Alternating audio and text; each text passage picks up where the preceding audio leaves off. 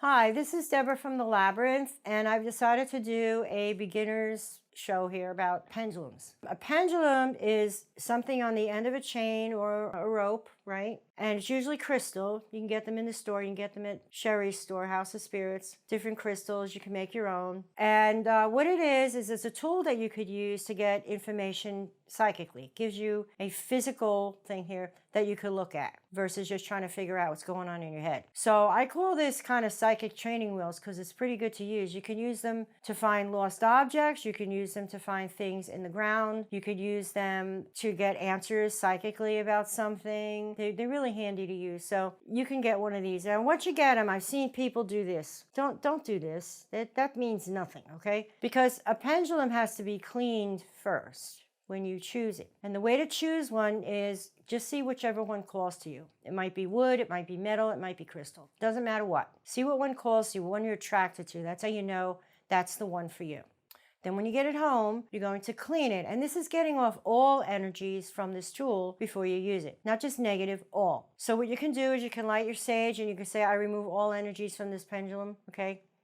And do it in different directions, whatever. Just get all energies off. You can use incense, you can use holy water, you can use sage, you can use rosemary. Whatever method that you use, don't put it in anything hot. Don't do that. But clean it. Now, once you've cleaned it, you're going to consecrate it. Now, a consecration means to make holy. So you're going to have this in your head that this is now a tool that you're going to use psychically to get information, right? So you're going to hold it in your hand. You're going to ground, connect, and protect. And I have a video on that, my meditation video. Anytime you work in the astral, you're going to do that. And then you're going to close your eyes and you're going to envision it in your mind's eye. And then you're going to say, okay, this is now going to be a tool for me to use to get information psychically from whatever mat or whatever mat that I use, whatever information that I use to give me that information. This is now going to be a tool. And then you call down the go light and you zap it. That's a consecration and also a charging because you're going to wake it up. Okay, it's now going to be that. The other thing that you want to do is you want to program it because each mat is different and you can buy these mats already made or you can make your own. I'm going to show you how to make one, which is very, very simple. So right now I'm going to do this. I'm just putting yes in a diagonal corner and then no in another diagonal corner. And then you can do your A, B, C, D, E, F, G, right? This is to get letters, or you can use yes and no on this particular one. You can also make your own charts as far as what nutrients do I need more of? What things in my diet do I need to get rid of? How is the state of my chakras? Because it does test your energy field. You could do that. So what I would do just to start out, I would go do the yes and no and then a maybe. So you're going to have maybe, maybe, and you're going to place the pendulum, like, I don't know if you could see that. I just did like a little chart here of yes and no and maybe.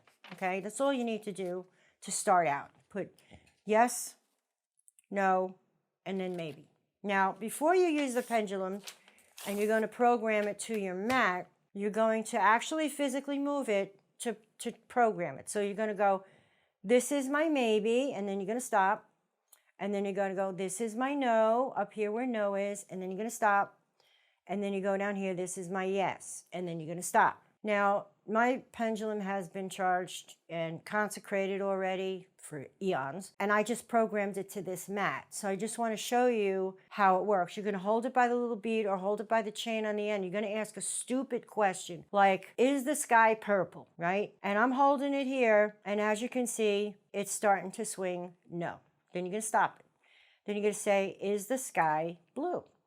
And now it is starting to move in the yes direction. Pendulums come in really handy for finding lost objects. I have done that myself. I had a bracelet that I lost that my husband gave me, one of my first ones. I couldn't find it. I tore apart the bedroom. I emptied my purse out. Well, worst case scenario, I went and got the pendulum. And I stood in the bedroom and I said, okay, is the pendulum in the house? And it swung yes. Another yes that you could do is clockwise direction and a no counterclockwise direction. You can also program it for that. So I stood in the bedroom and I had it programmed for that and it said yes, it was in the house. So now I go through a process of elimination. Is it in the living room? No. Is it in the kitchen? No. Is it in the bathroom? No. Then I finally said, is it in the bedroom? And it said yes. So now you go through a process of elimination in the bedroom. Is it in the closet? No. Is it under the bed? No. Is it in a dresser drawer? No. Is it in my purse? Yes. Well, it went in the lining of the purse. There was a little tear in the purse and it went in between the lining and the purse, and that's how I found it. So these are very handy to use for me. I use it a lot when I lose something because I'm always losing something. This works really good for me. If you want to use it for divination, you have to ask to the point questions. You can't just be vague, like, does he like me? Don't ask stupid questions. Ask questions that are very pointed because you'll get a direct answer. You have to ask a direct question. So you're going to start in the middle and just hold it and then close your eyes, ask the question. Remember to ground, connect, and protect before you do anything on the astral plane because you don't want to have any interruption from anything outside of yourself or inside of yourself. You want to be in that autopilot stage. You want to be totally protected. So this is just a quick, easy thing about pendulums. I find them to be really amusing, because it won't lie. Just like any spiritual tool, it won't lie. And they're really fun to use. And like I said, you can make up your own charts for anything. If you have any questions about making a chart, leave a comment. If you get stuck in what I said, leave a comment. I'll be more than happy to clarify for you. And until then,